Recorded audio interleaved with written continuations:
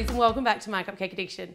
On today's episode, I'm going to be showing you how to make ganache 3 ways. So ganache is basically an unbelievably delicious chocolate frosting, but it's often underestimated. So today I'm going to be showing you how to make it for pouring, whipped for piping, and also for spreading. I'm going to give you 3 different recipes. Today I'm working with dark chocolate, and it doesn't matter if that's a compound chocolate or a couverture. I'm also working with some whipping cream. So that's a cream that's got about a 35% milk fat.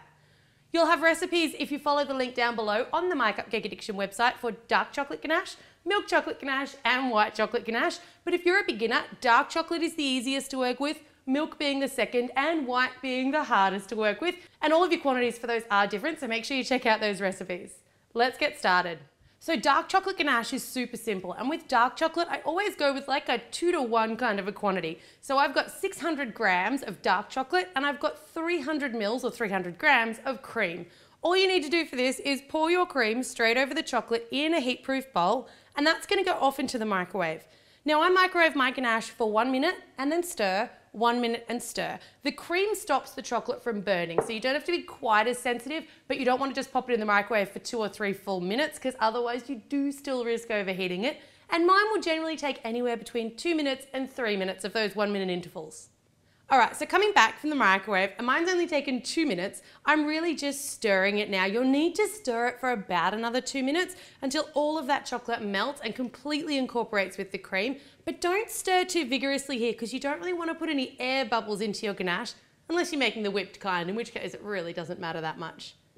Watch your fingers, this ganache can get pretty hot. That's what you're looking for. You've got this gorgeous molten liquid chocolate consistency. That's your basic pouring ganache, and that's perfect for flooding the tops of your cupcakes or pouring over your cakes and cupcakes. It's also really good for fondue because you don't have to have anything under it to keep it in that liquid form. It'll stay like that for quite a while.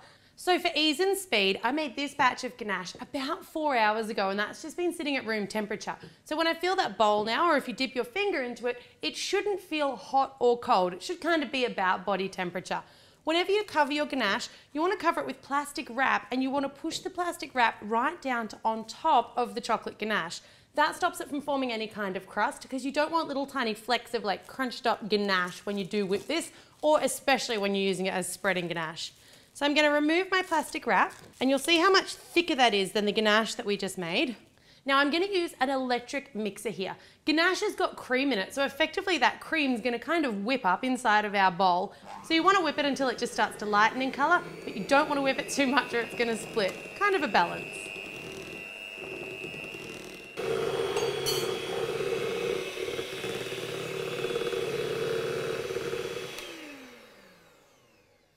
Alright, so for me that's been about 5 minutes of whipping with these hand beaters at a relatively high speed, so it's not as fast as whipping regular cream. Now when it's done, you should be able to notice that it's lightened in colour. It should be a lot lighter and fluffier, but it's still quite liquid. Not as liquid as it was before. You want to let that sit now at room temperature for another hour or 2 covered in plastic wrap. It's going to firm up a little bit more, and it's going to be the perfect piping consistency, so you can use it to pipe for your cakes or your cupcakes. Before you wrap your ganache, get as much of it down away from the sides of your bowl as you can. Because ganache will form a crust while it's sitting, you don't want it to form a crust anywhere because otherwise you'll scrape that crusty edges back into the ganache later on. As always, that plastic wrap should be touching the top of the chocolate, not just resting over the top of the bowl. Perfectly protected ganache. So ganache for spreading. Same recipe. All 3 of these are the exact same recipe, but this I made at least 12 hours ago. I actually made it about 15 hours ago, and once again that's been sitting just at room temperature.